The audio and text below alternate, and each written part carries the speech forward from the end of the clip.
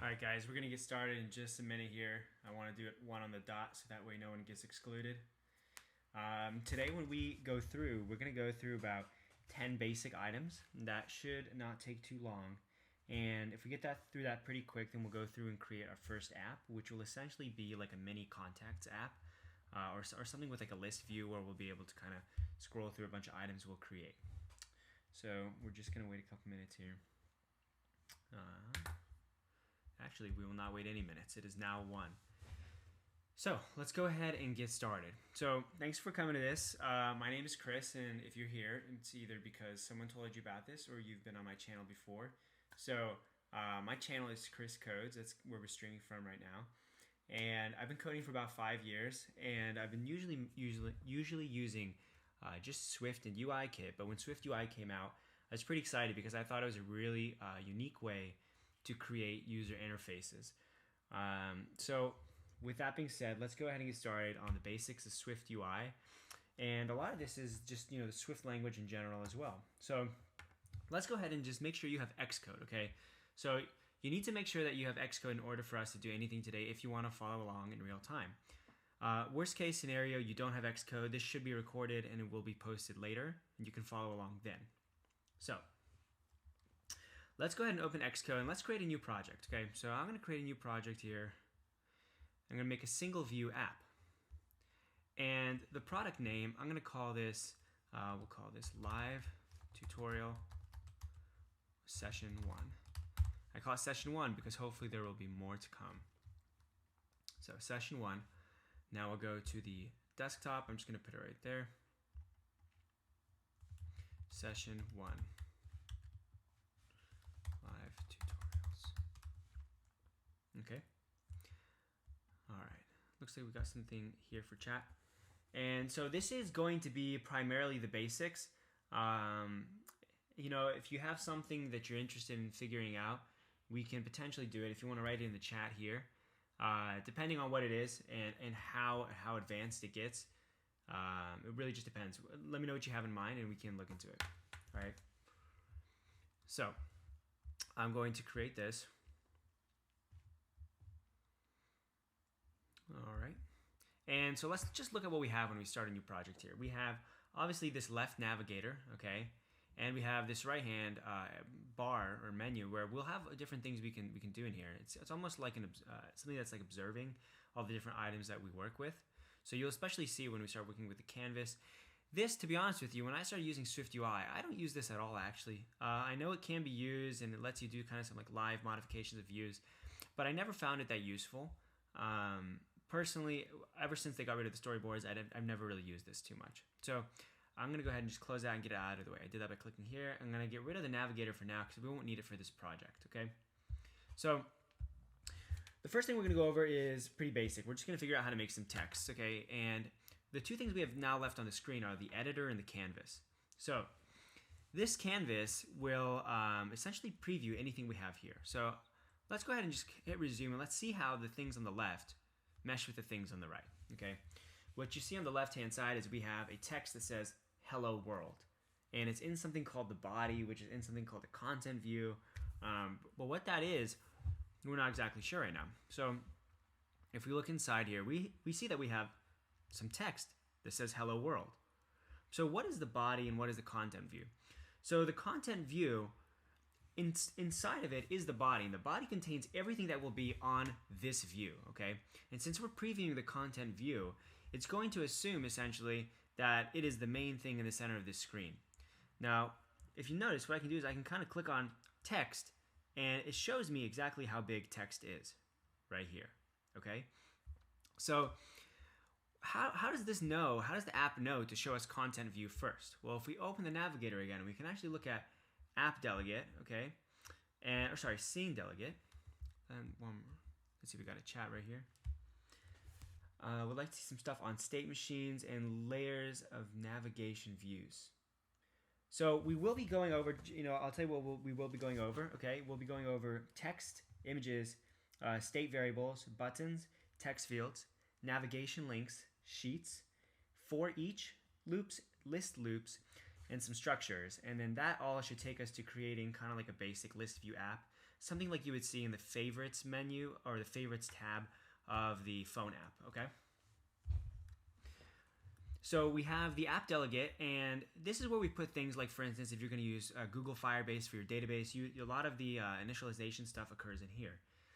Now, scene delegate, if we scroll through scene delegate, we're just going to kind of breeze through it. If you look right here, this line is what's telling the app to start up on content view. So it says let content view equal content view. This capital C, capital V, that's like almost like the proper noun form.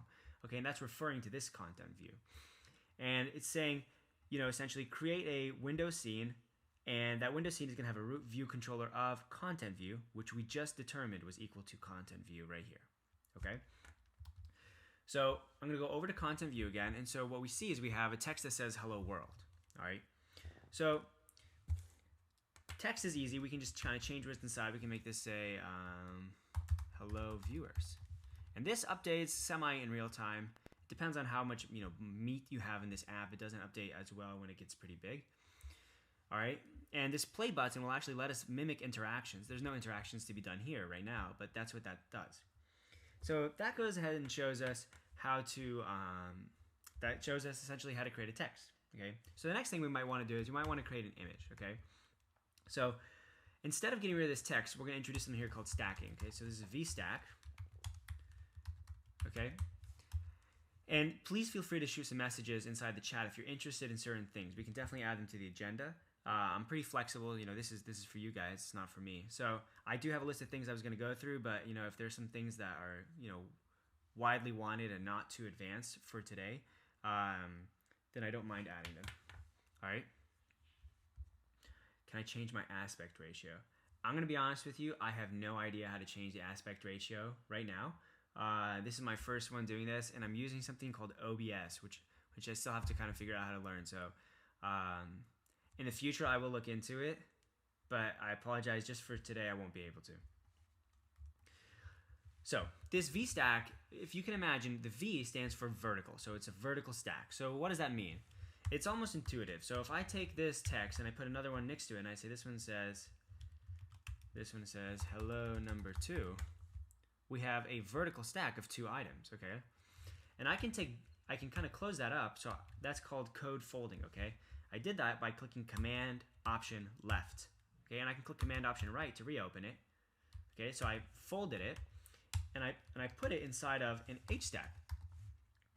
So you might be wondering, so I gotta put it inside of an H stack like that, and then I'll indent that just for myself. I'll re-indent that, and so I just spent all this time re-indenting, and I did it for 3 lines. But one thing to know is if you need to re-indent a ton of text at once, you can click Control-I, okay? So now that I put them in an H stack, well, there's nothing to the left of this, right? So why don't we go ahead and put an image to the left of it? So I'm going to close up this V stack so you don't get confused. I have an H stack, and inside of it is this V stack, which contains the hello viewers and hello number 2. And now I'll put an image, okay? So ever since they started, I think it was Xcode 11, they introduced something called SF symbols, okay? And these are almost like standard icons that you can use, okay? It stands for San Francisco symbols. So these are just standard icons, and some of them are restricted in their use. Like, for instance, the time-lapse one can only be used in production mode. You can only use time-lapse when you're referring to time-lapse, okay? But, for instance, when you look at, like, this pencil dot circle, I can use it for whatever I want. So if I want to refer to one of these images and I want to toss it in there, all I have to do is come here and say system name, and then I put the name. I just kind of search for what I want. So I'm going to put, personally, I'm going to put heart, okay? So I'm going to use this one right here, heart. And if I write heart, there we go. I zoom in a little bit and you can see the hearts right there, okay? So that's how I put an image. Now I can even make it a little bigger. One thing is important is that these images, they behave kind of like text. So if I were to take this image and I said font, and I said font of size 40, it would actually grow the same way text would grow, okay? And if right now, this is almost considered like a property of image because of where it is relative, okay? Now if I take that and I put it outside the H stack, it'll actually work on everything inside of the H stack. Or I can put it only on the things related to the V stack, okay? and now it's only working on that VStack. So it depends almost the depth that I'm working at, okay? So I'm going to take that and I'm just going to put it on the image for now, all right? So that takes care of text, that takes care of images with respect to SF symbols. One other thing I want to introduce, I'm just going to introduce it, but I'm not actually going to end up using it later today, is I'm going to introduce the idea of using your own images, okay? So you can bring your own images into the assets library right here, so assets.xc assets, all right, and I can bring any image I want. So I'm going to bring in this image right here, okay? This was from a trip I did in Hong Kong. So I'm going to name this just Hong Kong. Whatever name I choose in here, okay, I can go ahead and I can, instead of writing image system name, so I'm going to hit resume to make sure this updates in real time, okay? So what I'll do is I'll actually put an image on the other side, okay? And I'm going to put an image on the other side of the VStack. So, but instead of saying system name, now I just write heart. Well, you'll notice that first, when this refreshes, let's hit play. Sometimes it doesn't refresh actively for some reason. I'll just hit stop again.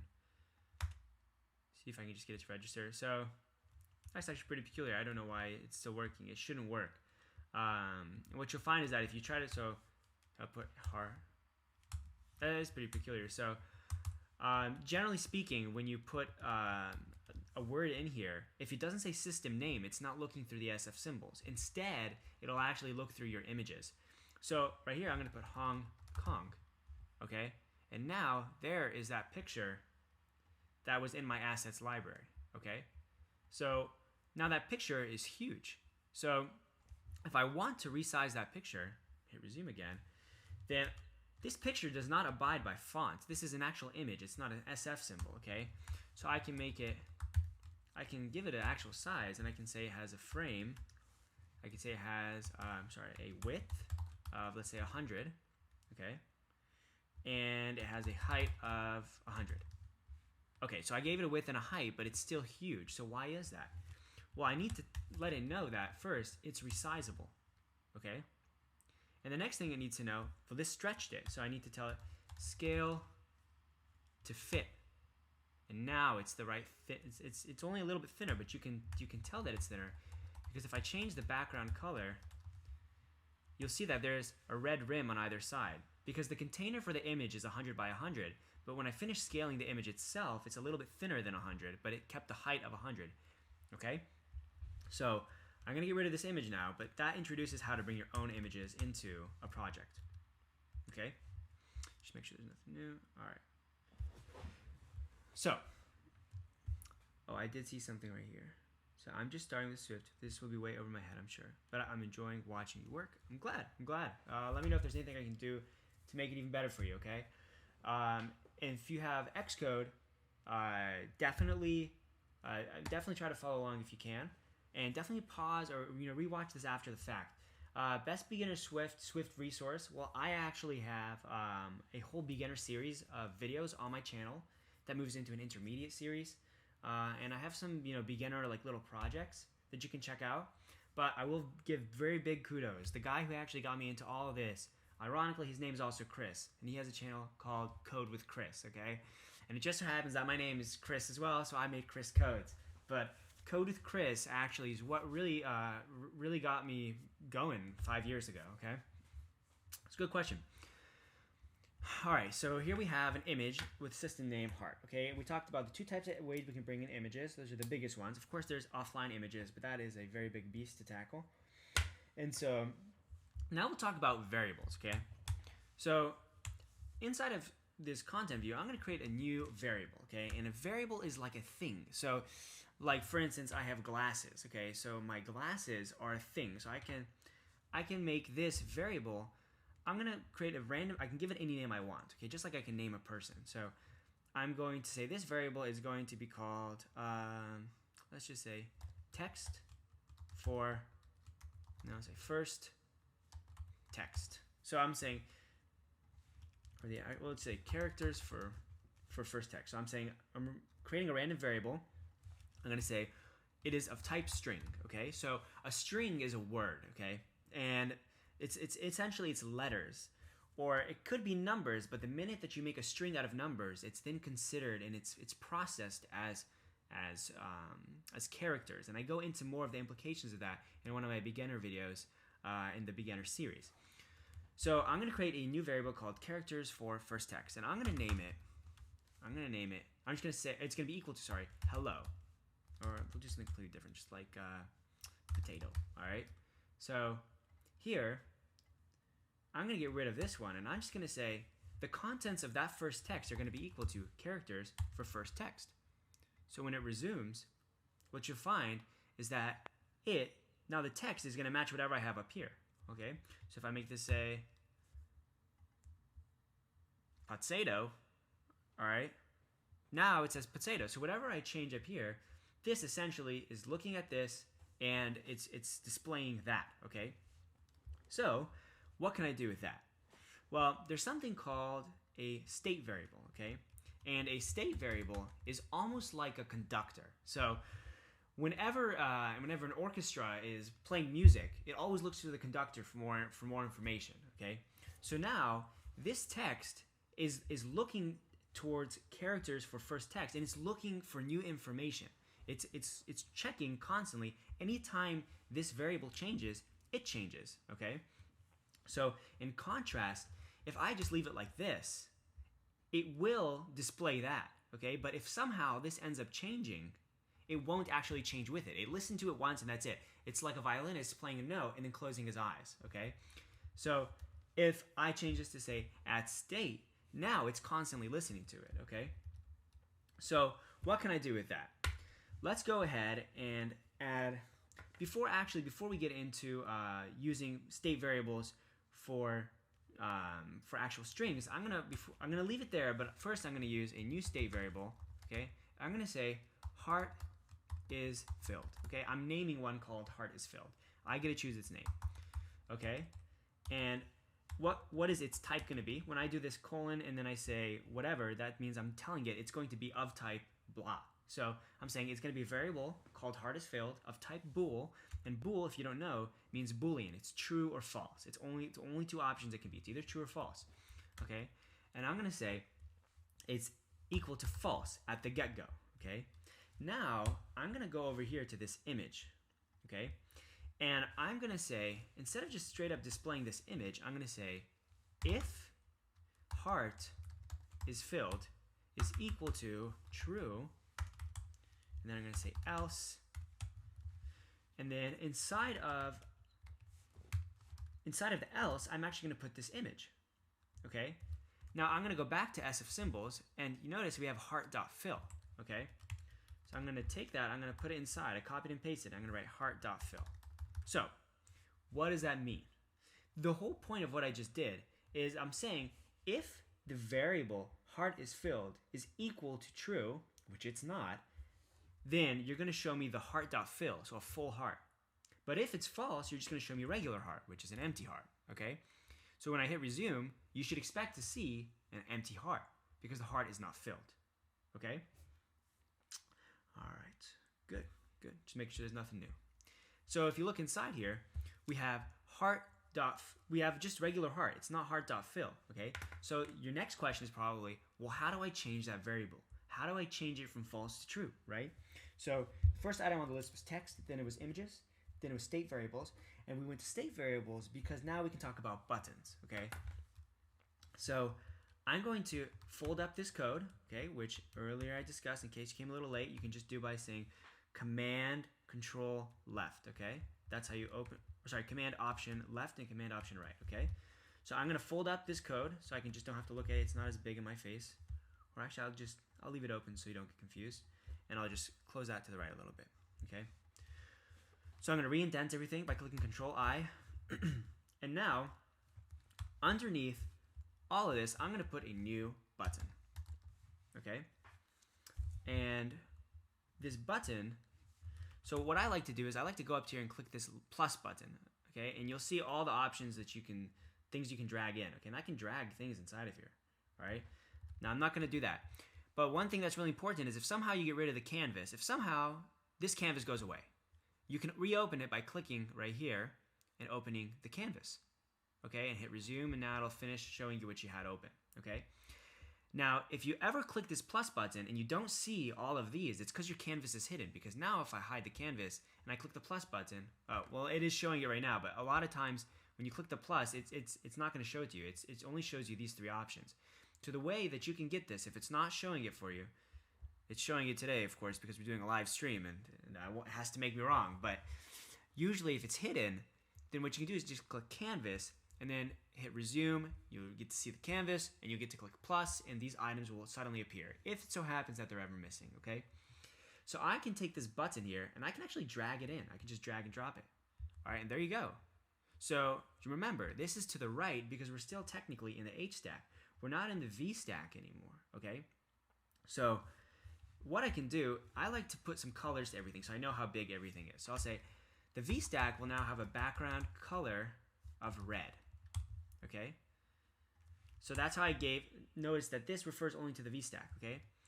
I'm gonna give this heart, I'm gonna say it has a background color of, let's say, blue, okay? And you're probably confused, you're saying, I thought you just gave it a background color of blue. But don't forget, we're technically still in the else section, okay? Because only the true section, where it shows a heart.fill, has a background color of blue. Watch, if I change it to true and hit resume, you'll see the filled heart with a blue background. So it did indeed work, okay? So let's go back, okay? And I'm gonna give the heart.filled, I'm gonna give it a, instead of a background, I don't particularly care about the background, I'm gonna give it a foreground color of dot red, okay? And then I'm gonna do the same thing for the one down here, okay?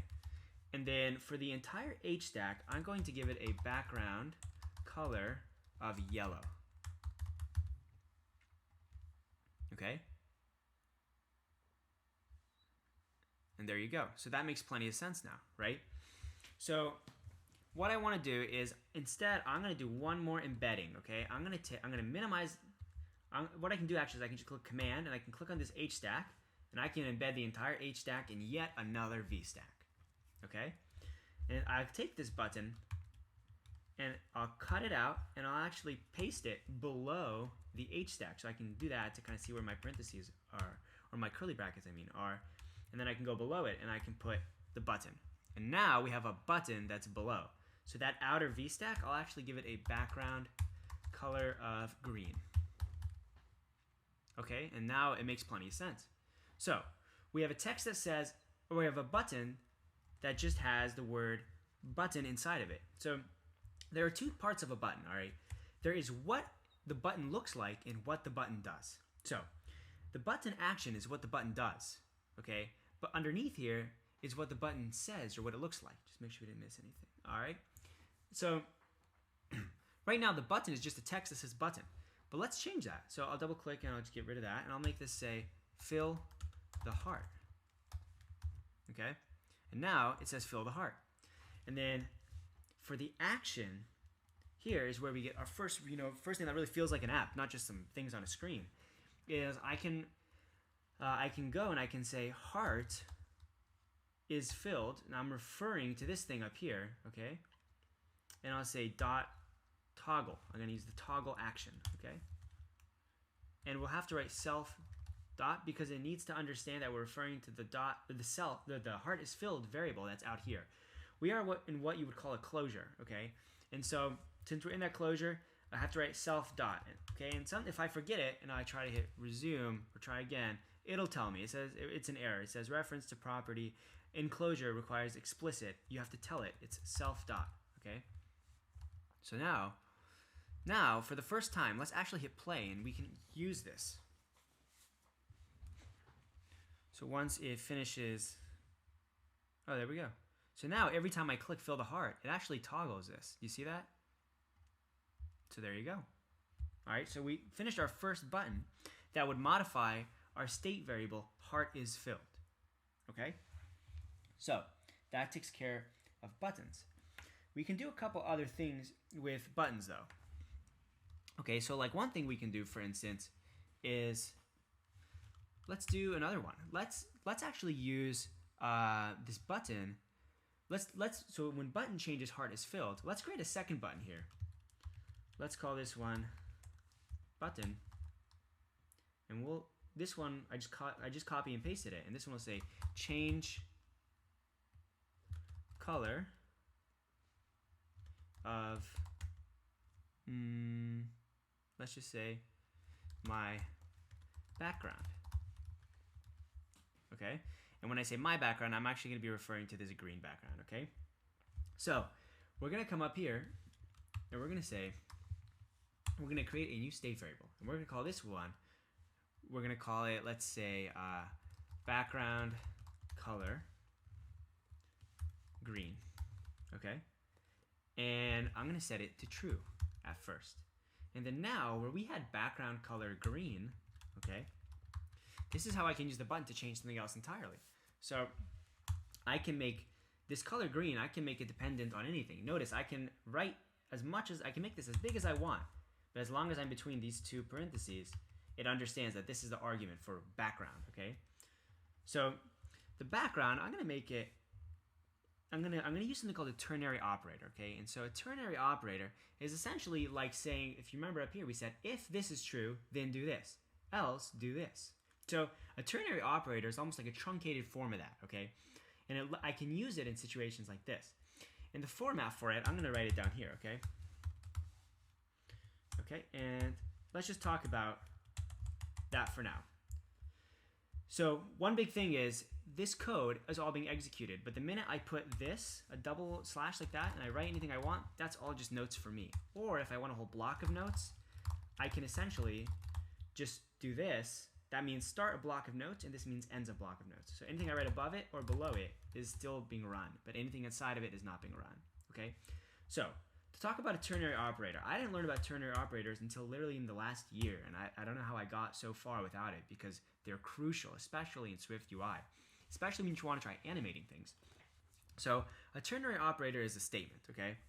Or like an if-then, it's conditional. So it's saying, I can say, if I'm trying to say if A is equal to B, and then I would do something, and then I'd say else, do something else, okay? Let's say C, and then else do D, okay? So that's what your classic if-then looks like, okay? But for a ternary operator, this is classic if-then, okay? But for a ternary operator, it actually looks a little different. A ternary operator looks like this, operator, and I can just say A equals B, question mark, and the first thing you write after that is what happens if it's true. And then I put a colon and I say, and if it's false, I just do that, okay? And all of that is the same general principle as doing this, okay? So what I can do is I can take this concept here and I can say, if you see this, background color green. So I can use that variable. I can come here and say background color green equals true, question mark, and then I just say color dot green. So if that's true, return color green. And if it's false, color dot blue. Let's do something better than blue because we have blue right there. Orange. This is going to be one of the ugliest views in the world, but it gets the point across. Okay, so now that it's updating, right now it's set to green because it is true, all right? Now, we need to make one more change. The second button, change color of my background. Now, that one, instead of toggling the heart is filled, it's going to toggle the background color green.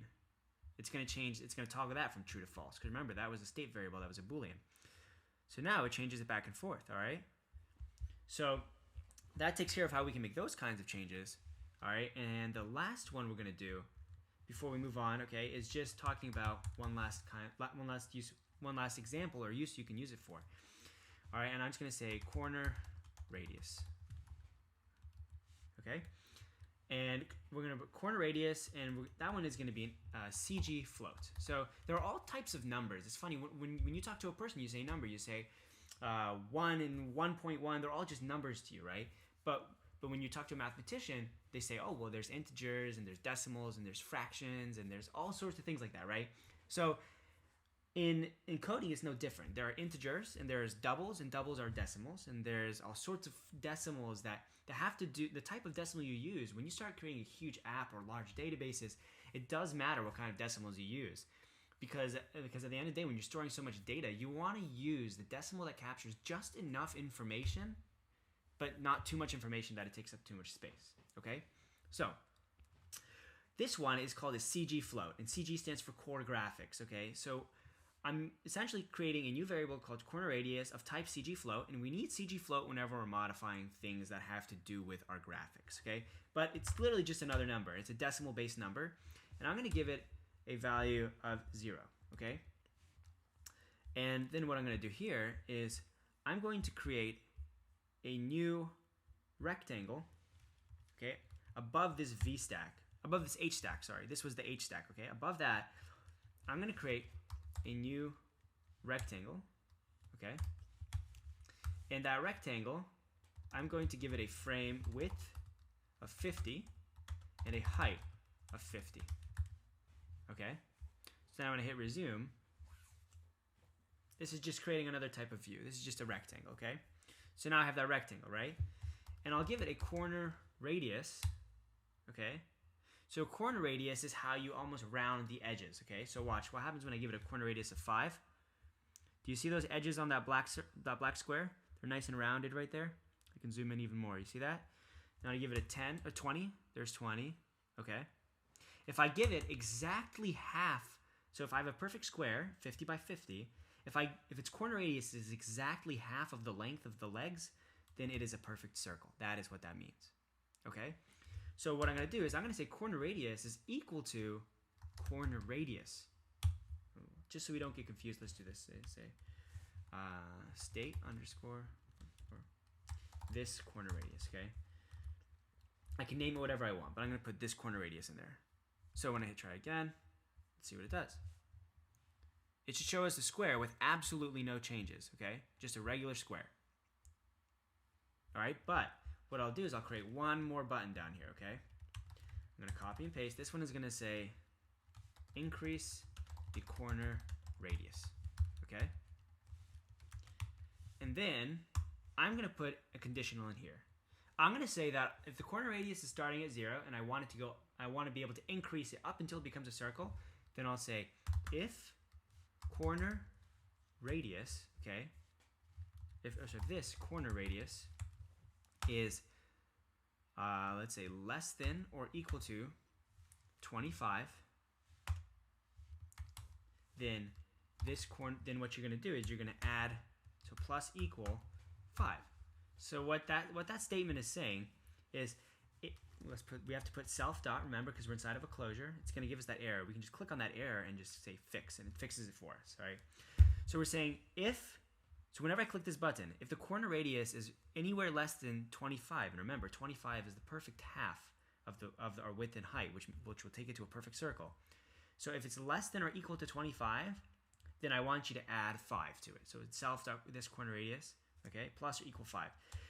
What I used for the longest time, which is a little wordier, is I can say it's equal to self dot this corner radius plus 5. So that means the new value would be equal to the old value plus 5. But the quicker way to write that is to say plus equal. Okay? So now every time I click on increase the corner radius, here, we got an extra guy right there. There we go. Every time I click on that, do you notice it keeps getting more and more round? Okay? And so I can animate different pieces of this. I can make these smoother actually I can go to the corner radius, and right underneath it I can say dot animation, okay? And inside of the animation I can say use animation of what type dot ease in. I like ease in out. That means it's going to be slow to start and then it cools down slowly as well. So I can make it, let's say 3. So you can really see how long that animation is. Watch this. That took forever. That took forever as well. Now let's do maybe like 1, okay? That was a little quicker. Let's make it more dramatic, okay? I'm gonna give this, I'm gonna make this 100 by 100, oopsie, by 100. And then I'm going to change this limit to 50, okay? So it's still the perfect half. And then every time I click on it, I'm going to boost it by 10. Okay, so now increase the corner radius when I hit that button. Sometimes it's slow to finish re-previewing. First I'll hit stop and play. Alright, it's getting a little more obvious, right? But I can make it even faster. I mean, a 1 second animation is pretty short, pretty long. No one likes to wait a whole second for anything these days. So we're gonna do 0.4 seconds. When I click on it now, that's a lot quicker, right? That's a lot more manageable. So I can take that same animation, I'm gonna copy that, and now I'm gonna paste it over here where I had, if you remember, I'd use this ternary operator. I'm gonna get rid of all that space. Remember when we changed the background? Remember when we did this here? So I remember I opened that up really big so we could see that space doesn't matter, okay? Now that I'm done with that, I'm gonna close it back up and then put it back on one line, okay? And I can animate that too. I just have to put that same line of text right over it. There you go. It's very straightforward, right? Animating, I think, is actually one of the easiest things ever in this, okay? So I'll do it again. There you go. So it's pretty straightforward, okay? So let's go ahead and let's say we're now done with buttons and let's move on to text fields, okay? So let's go click the plus again and let's find a text field, okay? And I'm gonna drag this text field underneath all these buttons, okay? There we go. Now, text fields like to take up the entire width of the screen, okay? So what I'm going to do is we're going to introduce a couple new things. First of all, I don't like the fact that this is so huge like this, okay? Or I'm sorry, that it's not huge. I don't like the fact that everything is condensed next to each other. It's too cluttered, okay? So I'm going to introduce what we call spacers, okay? If I were to take go to the top here above the rectangle and put a spacer, okay? It shoves everything all the way to the bottom. And if I go and put it on the bottom instead, oh, I gotta put it inside here, sorry about that, underneath the text field, then it shows everything to the top, okay? Now the question is, what if I put one on the bottom and one on the top? Who wins? And the answer is they equal out. They work until they can both be the same size, okay? So now what I'm gonna do is, I'm gonna put one between the rectangle. So now we have 1, 2, 3. Notice they're the same size. So I have one here, one here. I'm going to put one underneath the H stack. Okay, now they're starting to separate a little bit. I'm going to put one after the buttons. Okay, there we go. Try again. I'm not quite sure why that's doing that, but it's fine. So actually, I think I do know. 1, 2, 3, 4, 5, 6, 7, 8, 9, 10. So one interesting limitation is this VStack can actually only have up to 10 items in it. So we can kind of group some of these items together. For instance, this button, I'll take all these buttons. Okay, I took all these buttons. I'm just minimizing their text. I'm code folding them, okay? And I'm going to take all of them and create one big VStack to contain them, okay? So VStack. And then I'll end it right there. Okay, and now that VStack contains the 3 of them together. Okay, and underneath it I could put a spacer because now I have less than 10 items. Okay, so 1, 2, 3, 4, 5. This is all considered 1. 6, 7, 8, 9. I even have room for one more item. So in this text field here, I'm going to format this thing a little bit, okay? And we're going to learn that the order matters when I write things. So for instance, if I write, let's say, dot background, it's going to have a, let's say, color of dot, say dot white, okay? And then I put padding after it. Well, what you'll notice is that we got this padding, so it's nicer, right? We don't want things that go all the way to the edge of the screen. It's a little annoying and not that aesthetic, right?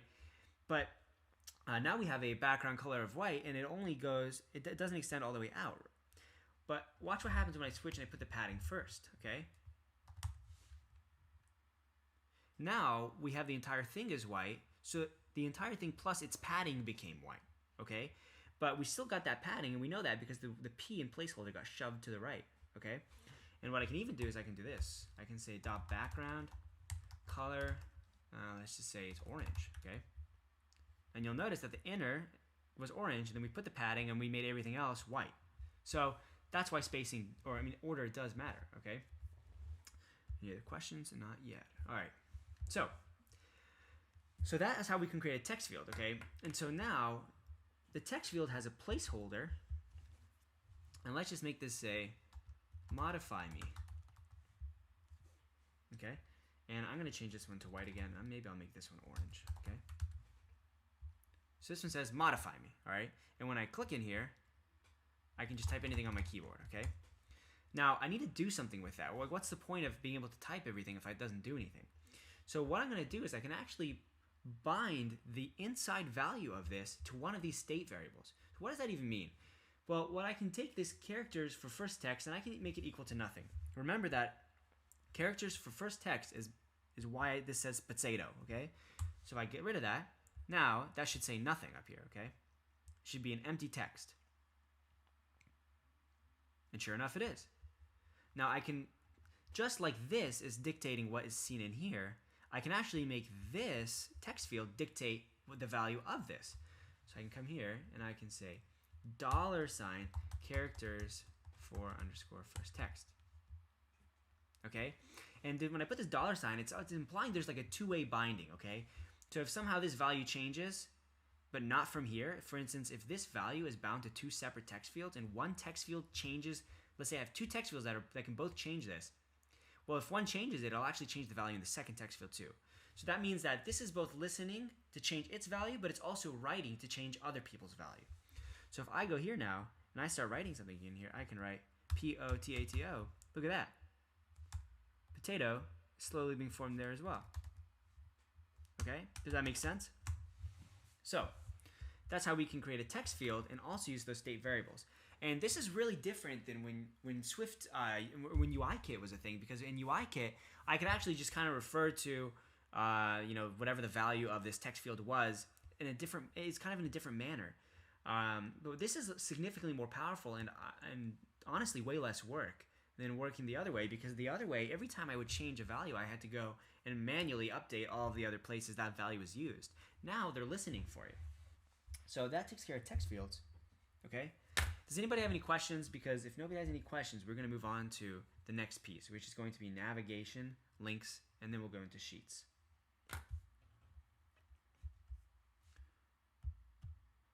Hello, Even Steven. What's up? All right, if you have any questions, please feel free to ask me some questions. All right. There is a bit of a lag, so I'm going to keep moving because I don't see any questions. But if I do see any questions, I will just I'll answer them as we go, okay? So now we're going to get into navigation views and navigation links. So let's talk first actually about sheets. I think I like sheets better first, okay? So I'm going to create a second view, okay? So just like you see here, we have content view, okay? That refers to this whole thing right here, okay? Well, let's create a new one, okay? Let's say file, new file, okay? And I need a SwiftUI view. Do not confuse it with the Swift file, okay? This is just kind of like brain logic. There's nothing visual about it. So I'm going to use a SwiftUI view. Okay, I'm going to call this SecondView, okay? And I'm going to hit resume, and then I'm going to change the contents. Now we're going to be modifying our new view, okay? SecondView. Now you're probably wondering, how the heck do I get back to that first one? And I can open this navigation view, and I can move over to content view, and there I am. Okay, so I can just navigate between the two. And this device here is just previewing whatever view we're on right now, okay? It's not previewing what, like, the phone isn't going to now show up and show hello world if you were to actually run this on a phone. It's still, because the scene delegate tells us the phone will be running content view. So it doesn't matter how many of these I create. This is just a canvas to help us create these views before we start using them. So, will you be covering drag gestures? I could. Yeah, I don't mind covering drag gestures. If we don't get to it, I do have a piece that covers drag gestures. Yeah, I mean, kind of just tell me on a scale of 1 to 10 how adamantly you would like drag gestures. If it's not that strong, then I will just kind of refer you to that video. But if you really want to see it done here live, we can go into that. Okay. The video I actually have probably 3 or 4 videos that I'll go over drag gestures, including like half modal tutorials and a couple other things. Okay, so the second view, I'm going to make this say, just so we know we're here, I'm going to make this say second view. Okay, now I'm going to go back over to content view, and you're probably wondering, well, where does that second view come into play? All right, so that second view is going to come into play right when I create a new button. So I'm going to create a new button here, and I'm going to first I'm going to re-indent everything, Control I, okay. I'm going to fold up all the code for these buttons, okay, just because they're a lot to look at sometimes. All right, there we go. Okay, so now I'm going to create a new button, okay, and this one I'm going to give it button. Okay, and the button is gonna have 2 things in it. Remember, a button can be anything. It's not like the old days in UIKit. A button can have anything you want in it. So I can make the button an HStack itself. Okay, and that HStack is going to have, let's just put text that says "Let's go." Okay, and an image of, let's pick an image. All right, let's go to System, SF Symbols, Arrow. Let's use the arrow.right. Okay. Oh, I like arrow.right.circle. I like that one. Arrow.right.circle. Okay. And let's hit resume so we can see it in real time. I'm going to go ahead and close this navigator. But remember, this is how we get between the 2 views. So I have this let's go, right? There you go. Now notice it's not showing me the SF symbol, right? I chose arrow.right.circle, and I definitely spelled it right. So why isn't it showing it to me? Well, because this is searching through our asset library of our own images for something called arrow.circle.right. Remember, it's searching through these, okay? But we're trying to use SF symbols, which means I need to write system name, okay? Now we should see that arrow.right.circle. There it is, okay? So now when I click on this, it's not really doing anything because the action is empty, okay? But I'm going to create a new variable up here called, and this is one big collection of state variables, but they're all doing something else. They're demonstrating something different for us, okay? So this state variable is going to be called show sheet, or let's say sheet is shown. It's going to be equal to false, okay? And then I'm going to go down to the let's go, and I'm going to say every time I click on that, I'm going to say self.sheet is shown is equal to true. Okay, so now every time I click on this button, it's going to show me a sheet. Let's see. I'm sort of stuck with dragging views outside of a horizontal scroll view. There isn't much out there, only if you have time. Sort of stuck with dragging views outside of a horizontal scroll view. I think I know what you're referring to. I think you're referring to the I think the carousel view one, and I have another one I will show you actually. If you don't mind, just before we end today, please shoot me one more message, okay? And I'll talk a little bit about that, okay? But if please don't forget, because I will forget. I have the memory of a gnat. So, but I have no problem doing that. So now this button, anytime I click it, sheet is shown will become true. But right now that doesn't do anything. Just watch. I'm going to click play, and I'm going to click it, and nothing's happening. Fill the heart does something, right? Change the color of my background does something. Increase the corner radius does something up there, right? But this isn't doing anything.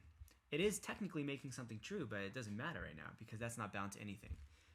So we're only writing to its value. We're never reading to its value, reading from its value. So I'm going to take this button, okay? I'm going to fold up that code, and I'm going to say, at the end of that, I'm going to say dot sheet, okay?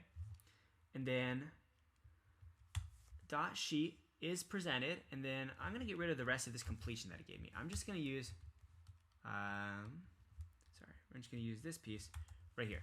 So dot sheet is presented, binding bool, and then I'm going to put a curly bracket right there, okay? I'm even going to put it on the next line because that's how I like it. So dot sheet is presented, binding bool, and then something right here. So there's 2 pieces here. We're trying to present a sheet, okay? And it's trying to understand, well, how do I determine whether or not I should be showing the sheet? And that's what this binding bool is, okay? We're going to say this is $sheet is shown. So what that's saying is whether or not the sheet is shown will be based on whether or not this is true or false. This sheet is shown state variable. Okay? And what I will show is what goes inside of these curly brackets.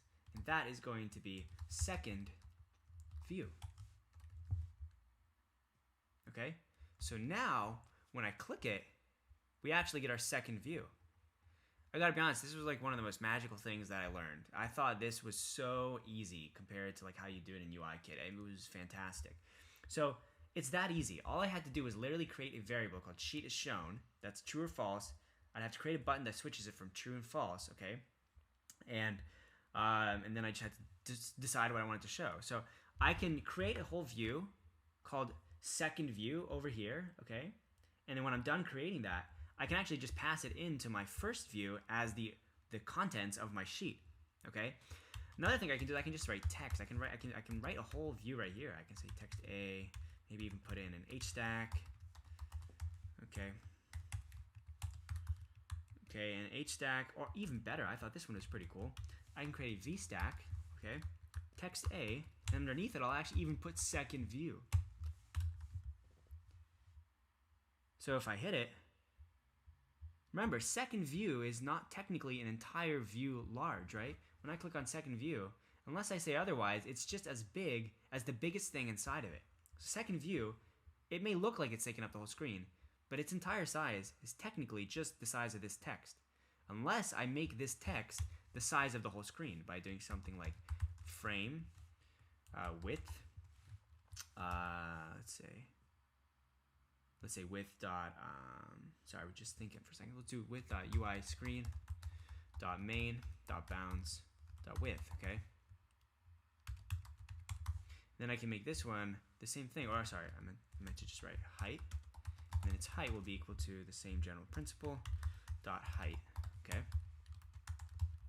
And now it's taking up the whole screen. You can see because this blue line right here, okay? And now if I go back, we probably won't even see A because A is going to be, A is like up here somehow, okay? But I can go back and I can just say its height is going to be equal to the size of the screen minus about 100, just so we can see a little better. And I'll give it a background, let's say of color dot blue. Okay, there we go.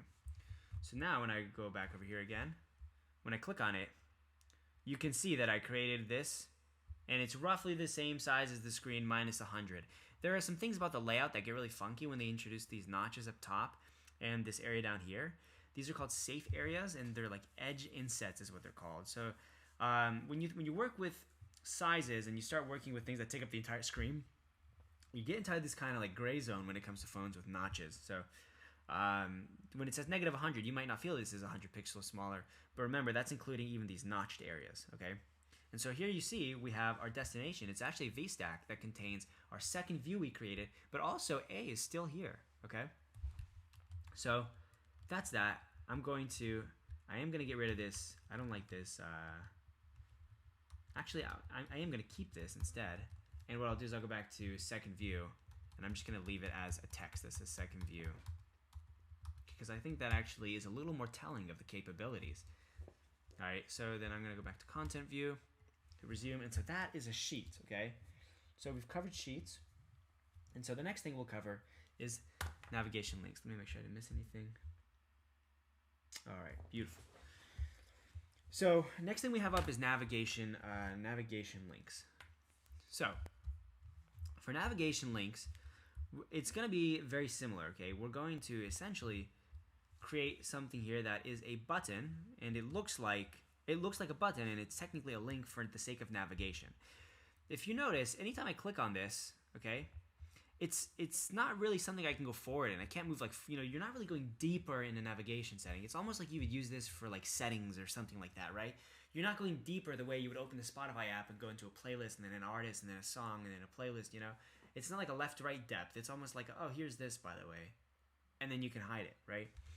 So similarly, what we can do is we can create navigation links. So if I go here to where we had all these buttons, I'm going to close that up. I'm going to create one new button, all right? I'm going to call it it's of type navigation, navigation link. Okay. And so a navigation link needs some of the similar components here. Okay. And the biggest ones here, let's look at some of the ways we can initialize it. Okay. So if I just put that and I let autocomplete show me what my options are, I have destination, destination label. Personally, what I'm going to use is I like to use destination is active and label. Okay. Or actually even better, title and destination. I'm going to use title and destination. Okay. So the title, this is just simpler. Okay. You can get into more detailed ones in other tutorials as well. So navigation link, I'm going to make this one say navigate me. Okay. And the destination, we actually don't need this anymore. Just a navigation link. Okay. And the destination is going to be SecondView.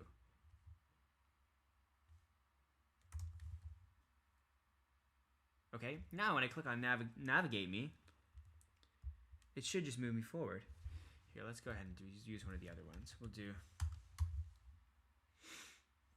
navigation link, and we'll just use this is active. Okay, and so the destination will be right here. We'll use SecondView as the destination. Okay, and whether or not we are navigated forward and backward, we will actually go up here and we'll create a new state variable. I'm going to say this one, we'll say is navigated is equal to false. Okay, and I'll say this now is bound to is navigated the same way that the sheet was bound to sheet as shown. And we'll get rid of this for now. I've got to be honest, I use these navigation links very sparingly. I'm gonna use something from an old tutorial. I apologize for doing that. But if we look here, kind of in the beginner section, basics, here we go. So we got navigation link. So let's look at the old project we had. Yeah, here we go. This is what we're looking. So destination is really the one we wanted. All right, so we'll roll with that. So we're just gonna use the destination. So we can get rid of the state variable. We don't have to manage it with we don't have to manage it with the state variable. There are times where you want to manage it with the state variable. Okay, so we're just gonna go ahead and manage it without a state variable. So I have a navigation link. Okay, and when I click on it, it's going to navigate me towards SecondView. Okay, and when it gets me to SecondView, well, the button that I can click to get to SecondView is going to be equal to text that says navigate me. Okay, so now when I click on navigate me, it's not working, and it's likely because if I go to, what I need to do is I need to make SecondView, I need to make it a, let's actually create a new view. We'll create a new one called ThirdView. Okay, so new file, okay, SwiftUI view, we'll call this ThirdView. Okay, in ThirdView we'll make this say ThirdView. Okay, and I'll go back to content view and I'll say navigate me to ThirdView, and then ThirdView I will actually make a navigation view. So I have to go into ThirdView, and the same way I can embed the text, I can embed the text in an HStack or a VStack or a list or something like that. I can actually embed it inside of a navigation view. Okay. So now, if I go back to the content and I embed that also into a navigation view, so I take the entire VStack that remember this VStack contained everything. Okay, I'm going to take that and I'm going to put that inside of a navigation view.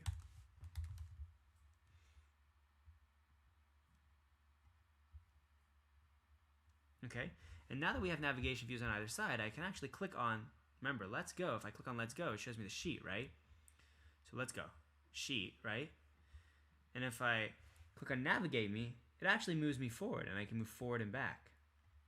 Okay, now the fact that I can't move forward again and then move back, that's actually a glitch with the current version of Xcode. I'm running Xcode, I think it's 11.4. I'm sure that's going to be fixed, but when you actually run this on a simulator, like you can actually run on a real simulator, not just this little canvas, or on your phone, that's not really a real glitch. It's just a glitch in this previewing software. Okay, so that's how a navigation works, or navigation link. So I put my current view in a navigation view, I put the destination in a navigation view, and then I create a navigation link to bring me forward and backward. There is a way that you can actually bind it to state variables in case you want to actually navigate forward without clicking on a button. So maybe you finish searching for something, you finish logging in, you hit enter, and the minute you hit enter, maybe it navigates you forward. That's one option, right? But that is a little more complex for today. And I do have that in a separate video on navigations. So that covers navigation links. So the last few things I wanted to cover are for each, list, and structures, okay? So I'm gonna save this, okay, and we're just gonna start over on something completely new. We're gonna open a new file. Okay, I'm not gonna start a new project, but I'm gonna call this one. I'm gonna say File and SwiftUI View. Let me just double check these over here. Good. And this will be, let's just say, iterative, repeatable use, view usage, whatever, view usage. Okay.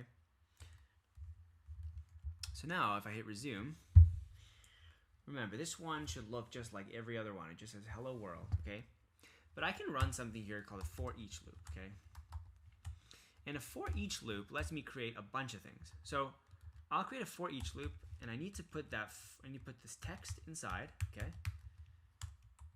There's a few things I need to do before it runs. I need to put the entire thing in a V stack. Okay, I could put it in an H stack or whatever I want, but I want it in a V stack because I want them stacked in the V dimension. And I need to put one more thing. I need to say 0 dot dot, for this example, say 0 to 5. And then let's talk about what each of those things means, okay? So I'm saying I want to vertically stack the following things. What are the following things? For every number between 0 and 5, so 0, 1, 2, 3, and 4, remember that's less than 5, not less than or equal to. So 0, 1, 2, 3, 4, so 5 items. For every one of those, I want to create a text called hello world, okay? Or this underscore here means that I'm not using, the variable that comes out of this closure, but I can make this say I, for instance. I can make it say anything. I can make it say blah, blah, blah, blah. Instead, I'm gonna make it say I, okay?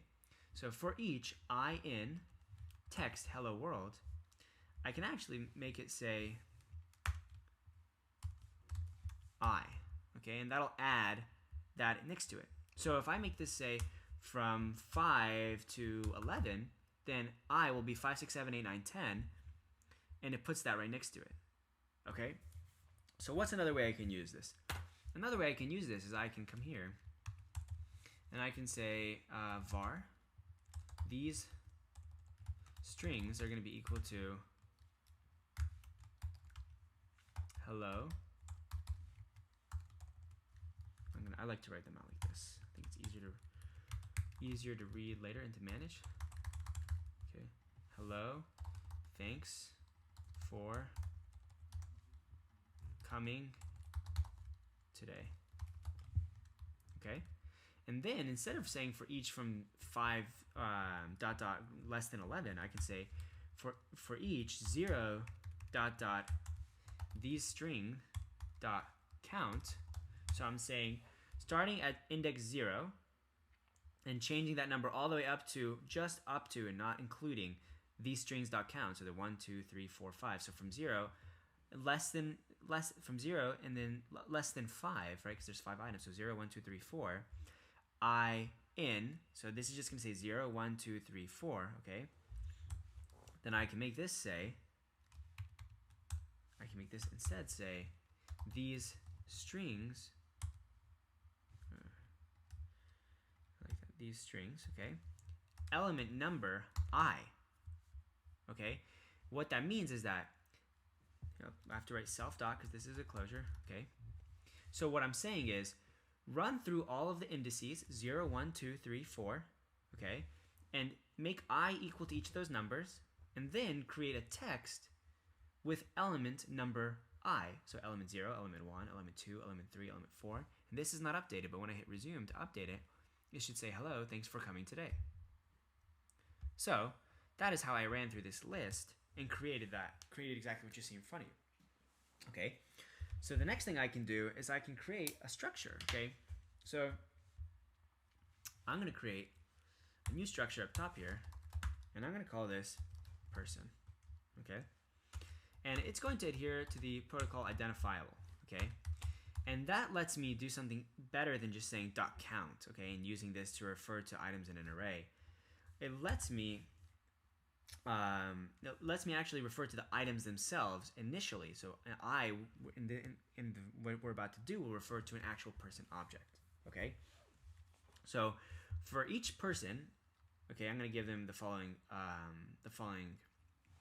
properties. Okay. So first one is going to be ID, and I always use ID is equal to UUID. I mean, there's reasons to do other things, but I like it's equal to UUID. Okay.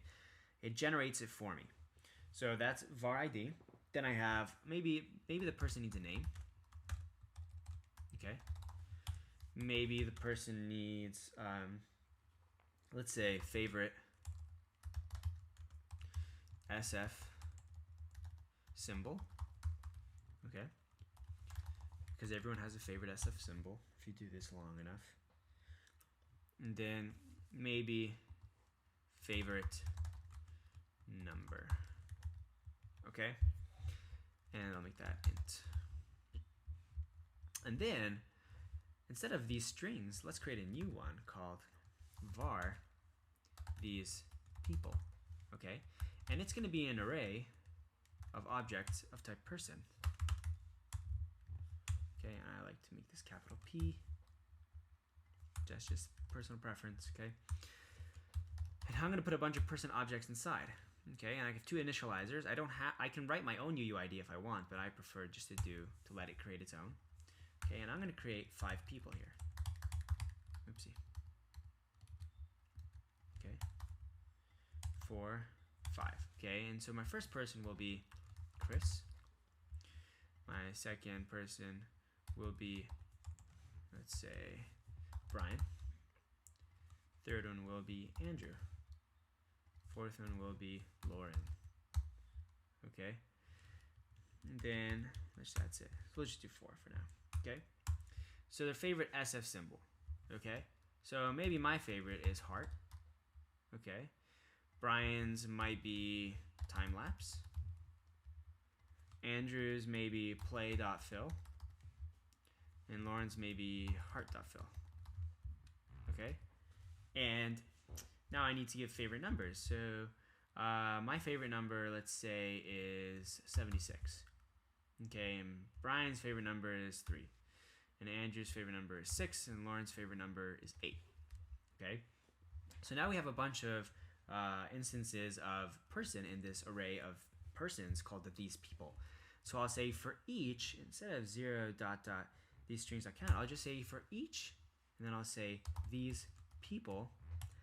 And then it's trying to understand, how do I thumb through these people? Well, I'm going to say you can thumb through based off of their ID. Okay? Then I'll come here and say, I can refer to each one of those people by saying this person. Remember, I can name it anything. And then I will create an H stack. And that H stack, first it'll just have a text. In the text, we'll have this person dot, let's say, name. Okay, and let's see what this shows us. There you go, Chris, Brian, Andrew, Lauren. Okay, and then I can put next to it an image. Okay, I'll give an image of system name, and then the system name will be this person dot favorite underscore SF symbol. Okay, and then maybe the next thing I'll do is I will take this V stack and I'll actually say alignment is going to be dot leading, which means align everything on the right hand side. I mean the left hand side. Okay, that's pretty nice so far. And then I will take this whole V stack and I will give it, let's say I want to give that V stack a little bit of padding. Okay, didn't make a visual change yet, but when I shove everything to the left, by, I can take everything here, put it in an H stack. Okay, and put a spacer. Now everything is shoved to the left, but it's not so to the left that it's kind of touching the border of the screen, and there we go. So we're running through a list of person objects, and we're creating that accordingly. Okay, just make sure I didn't miss anything. All right, and then after that, we'll say, let's say each person's name, let's give it a fixed width. We'll say frame width of 100. Okay, and I'll even give this one, let's say, a frame width of 30. Okay, and then I'm going to also say the multi-line, it'll be, so the text alignment is going to be equal to the left, or leading, sorry, leading, nothing's called, there's no left and right, it's leading, lagging. So that's okay. So I mean, there does come a time where, for instance, you know, we're making it larger than it needs to be, so it has a difficult time adjusting its alignment. So that's okay for now. And then next to each person's name, we'll just say one more text that says, let's say, actually, let's do this. Let's make this a VStack inside. Okay, I'm going to put that text inside of the VStack. And then I'm going to make this another text that says number. Then I'll use string interpolarization to say this person dot favorite underscore number. There you go. So you can see each person's favorite number right there. All right, and we'll make the images, let's say dot font does, and then we can use this autocomplete to say does size 40. I like that. And we'll say dot width, maybe, or dot frame, sorry, dot frame width of 60. Okay, so now we have repeatable views based off of these people. Okay, that's pretty nice. So that's how we can use a ForEach to create the, you know, the views that we're trying to make right there. So that covers ForEach. All right, next thing we'll do, we covered structs. Okay, and the last thing we'll do in this basic set is just list. Okay, so similar to ForEach is list, and I'm gonna be honest with you, I sometimes have struggled to figure out the best time to use each. I think one of the things that I really like about list is that list has really easy options for deleting and editing the array that was used to make the list. So an example is something I'm working on right now is a recipe building app, and so I have a series on that, and if you happen to be following that series, you'll notice that the series stops at 24. I'm going to be doing kind of like a retroactive series after I finish building the app. I kind of wanted to get things moving a little bit quicker, so I'll be building it alone. But I will be you know, rebuilding it once it's finished in beta testing. But one thing you'll see in there is the ability to add ingredients and to add steps. And I show those in the form of a list, because that list, you can actually press on it, hold it, and it lets you modify and delete it, and it's perfect, you know? So there are benefits of list and there are benefits of ForEach. So I'm going to actually take the full ForEach. I'll say list. I'm going to put them all in a list. Now you notice, when I actually zoom in, you'll see that there actually are lines between all of them. And let's hit play.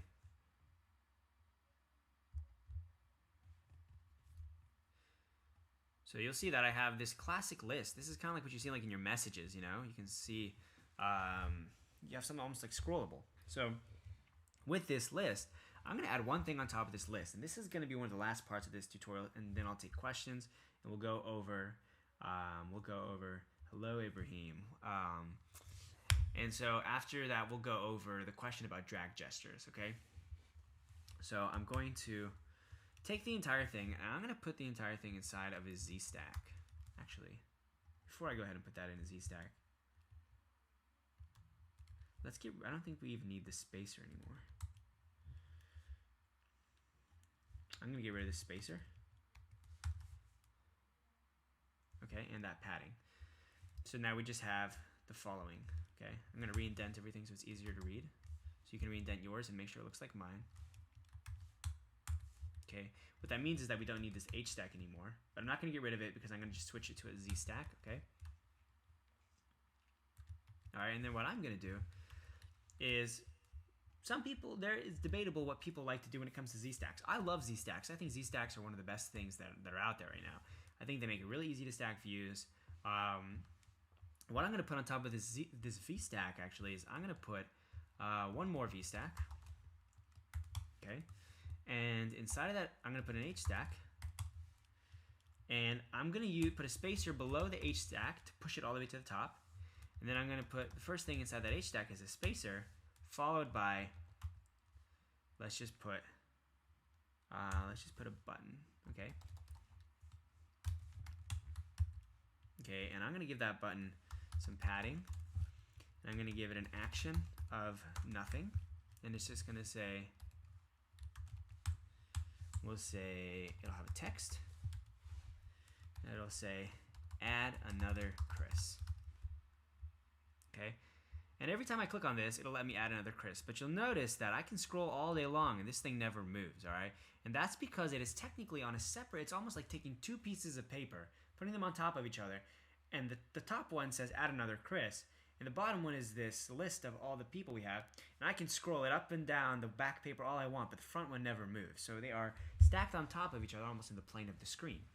So all I'm going to do is I'm just going to say the action for add another Chris button, or I'm just going to say plus Chris. There you go. Okay? And that button is literally going to do one thing. It's just going to do these people dot append. Oops, just dot append. Okay? And then it will dot append. It'll add a person. Okay? And I'm going to literally just copy this as what it appends. Okay? I'm going to have to say self dot because we're inside of a closure. Try again. Oh, that's a very good point. So it's not letting me change these people. And it's not letting me change it because it's not a state variable. I can't write to it. So I'll have to change it to a state variable. And now I can. So when I try again, and then it reloads right there. Every time I hit this, it keeps adding Chris. Do you see that? All right, and that's it. So that shows us how we can kind of create buttons to create more items inside of our array, and that array is used to populate a list using ForEach. And that's kind of how you would create a lot of apps are actually based on just very simple concepts. I think the biggest thing that I learned about coding isn't hard. There's nothing complex about individual components of coding. Coding itself is simple. It's if-then. It's logic chains that are hard. It's being a good logician. That's what I would call it. Being a good logician is the key to being a good coder. It's the key to being able to debug something. So if you can think through something and really look at the end product and break it down to its most simple components, you'll realize that nothing is really that difficult. So that just about wraps up what I wanted to do. If you wanted to create, press this button and open a sheet that would let you enter some new information in and create a new custom person, you can imagine that I would probably just click plus Chris. Maybe I would create a sheet using some of the examples in the content page, okay? By the way, I'm going to be uploading this entire project online. You can open up a sheet though. You can use some text fields and some bindables to pass some information into an array, okay? So everything you would need to do that is actually in this tutorial. And that's when it comes down to being a good logician, knowing how to take two pieces and put them together, okay? Now, if nobody has any other questions, I am going to go over the drag gestures. Is Jim Khan still there? I'm going to wait 1 second just to make sure Jim Khan is still here. Because if Jim Khan is still here, I'm going to keep going. I'm going to go ahead and pull up. I'm going to pull up the example that I gave, where I did talk a little more about that question he had. So I'm going to go to, so these are all the series I have, okay? So you can see that this is kind of like a beginner 9-part series of how to create the playlist view in Spotify. That's a good place to be. To answer all right, Jim, you're here. All right, Jim, let's talk about your question about drag gestures, okay? So the tap and drag gesture was a 2-part series based off of a forum request. It was from the Hacking with Swift forum, okay? And that is what I'm going to use to answer your question. So I'm going to open up that project, okay, and we'll talk about the pieces inside of it. So code tutorial files. We'll go to the forum series. We'll grab the tab for new. Okay. I'm going to grab the absolute most recent one. And I'm going to open that up, okay? And so Jim was wondering essentially, how can we, get really familiar with dragging things around, okay? And dragging things around requires the drag gesture, obviously, but so does tapping, actually. So I found that it was really hard to use the tap gesture item or object when I was working, especially because I had a hard time finding out where I was tapping. It did not do a good job telling me where I was tapping. So what I ended up doing was let's check out what it doesn't like here.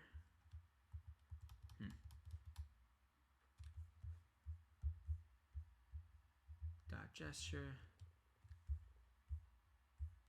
I'm not entirely sure what happened with that one. So I'm just going to go back to the first example I had, the first piece of this project that I tab for new view right here. Because it still talks about a lot of the same things, okay?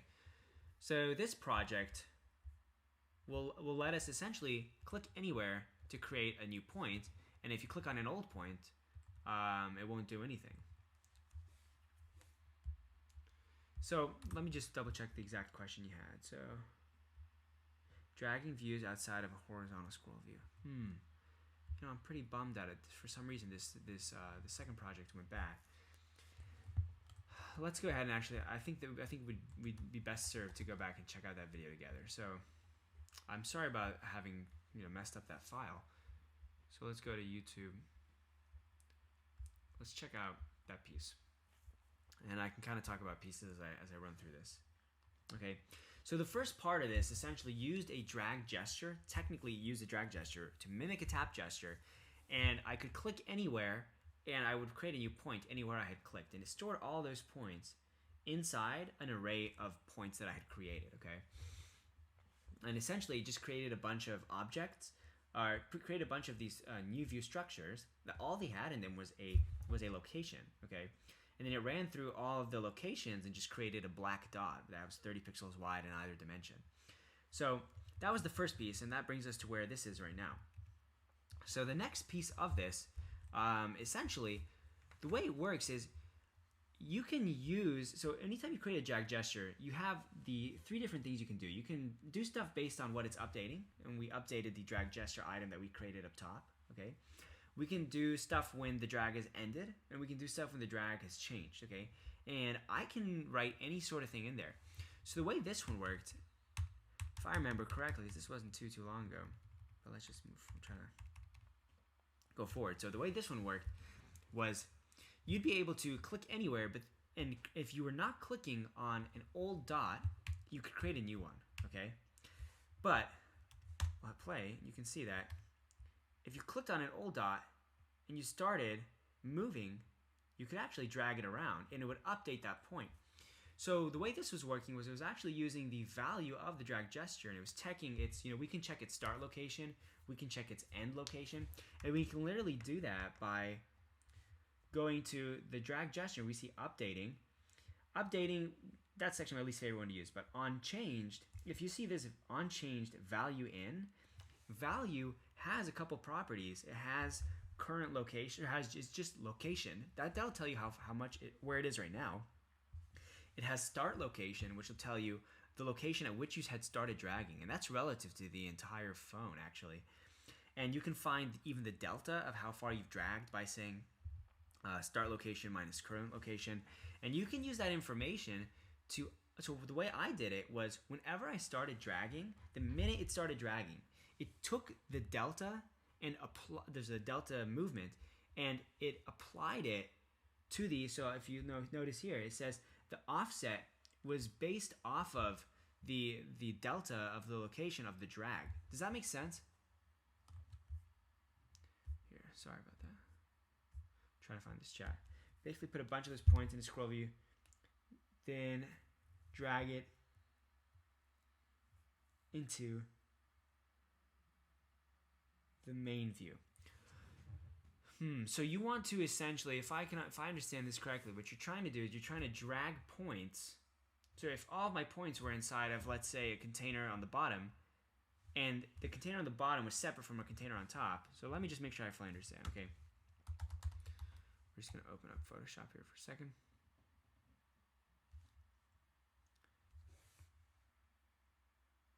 And if we can't kind of iron this out in the next few minutes, we can chat later as well. You can shoot me a message.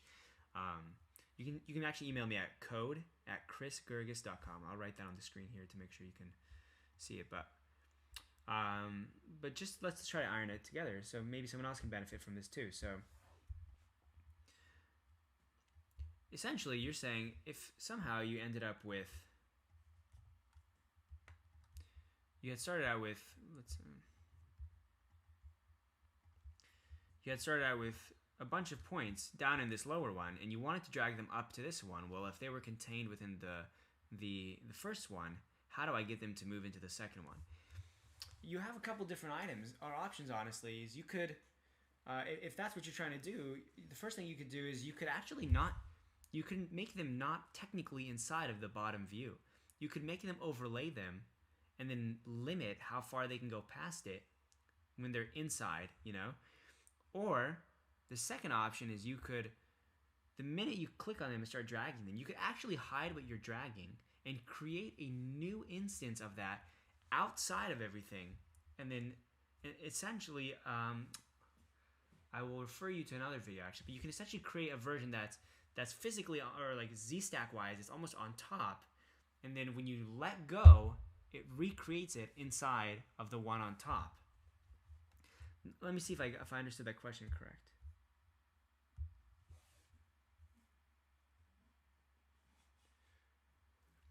I mean, those are kind of the options that I would run through mentally. And if you're having any issues, here is my email as well. Okay.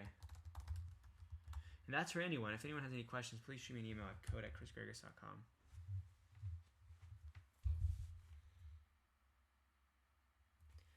Z-stacking, I think, is one of the most powerful things in here, and I think it's really overlooked. It's how some beautiful animations are made.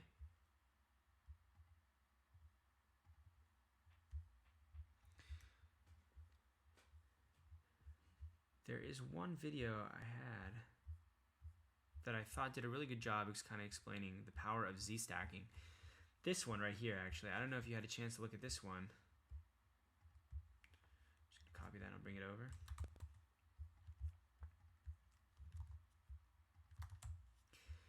That is the Z-stacking method you could use in there will actually be very similar to conceptually the way you could do it. You drag from an H-stack.